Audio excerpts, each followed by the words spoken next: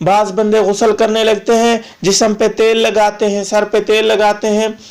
کوئی طبی فائدہ ہوگا شاید، ورنہ یہ کوئی ثواب کا کام نہیں ہے، سنت نہیں ہے، لگاتے ہیں، بہرحال کچھ لوگ لگاتے ہیں کچھ نہیں لگاتے، تو غسل اس سے ہو جائے گا۔ بعض بندے پوچھتے ہیں کہ غسل کیا ہے، تیل لگا ہوا تھا، پانی تو وہاں جمع ہی نہیں ہے، ٹھہرا ہی نہیں ہے، پھسل گیا فوراً۔ بھائی غسل کے لیے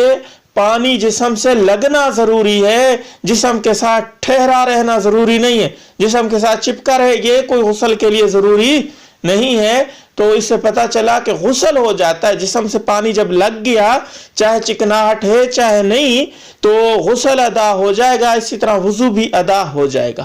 نمبر 2 مسئلہ یہ ہے کہ ناخن پالش، جو پالش لگاتی ہیں عورتیں ناخنوں کے اوپر، تو اس سے جو ہے وضو نہیں ہوتا، کیونکہ اس سے ایک تہ سی بن جاتی ہے، ناخنوں کے اوپر تہ سی بن جاتی ہے، جو الگ پردہ سا بن جاتا ہے، جس کی وجہ سے جسم کے ساتھ پانی ٹچ نہیں کرتا، اس کے اوپر رہتا ہے۔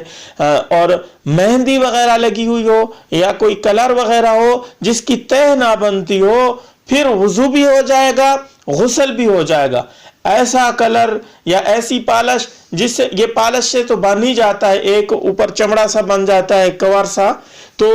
پانی سرات نہیں کرتا،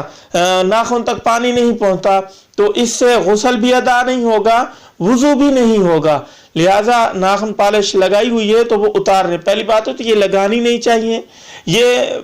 مسلمان بندے کو، جو نمازی عورت ہے اس کو نہیں لگانی چاہیے، کیونکہ یہ اترتی بڑی مشکل سے، پھر 5 وقت کی نماز کا مسئلہ ہے، غسل کا بن جاتا ہے، تو اس صورت کے اندر غسل بھی ادا نہیں ہوگا، وضو بھی نہیں ہوگا، تو یہ پالش نہیں لگانی چاہیے۔ کوئی اور چیز عرق وغیرہ ہے یا مہندی لگی ہوئی ہے جس سے ناخن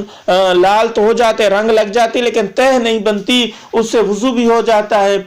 اور اس طرح غسل بھی ہو جاتا ہے، تو وہ لگا لیا کریں اس کے بجائے۔ ہاں اسی طرح آٹا وغیرہ لگا ہوا ہے ناخنوں کے اوپر، یا کسی جسم کے پہ آٹا یا کوئی ایسی چیز لگی ہوئی ہے جس سے پانی سرات نہیں کرتا، آگے پانی جسم کو ٹچ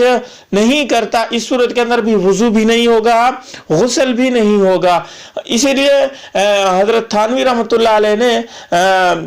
بیسی زیور کے اندر لکھی ہے یہ بات کہ اگر مردہ کے جسم پہ آٹا وغیرہ لگا یا کوئی ایسی چیز، غسل دیا جائے گا تو وہ چیز اتاری جائے گی، ورنہ غسل اس کا بھی صحیح نہیں ہوگا۔ آٹا لگا ہے، پالش لگی ہے، کوئی اور چیز رنگ وغیرہ لگا ہے تو وہ پہلے کھرچا جائے گا، پھر غسل دیا جائے گا۔ صحیح ہے، امید ہے آپ کو یہ باتیں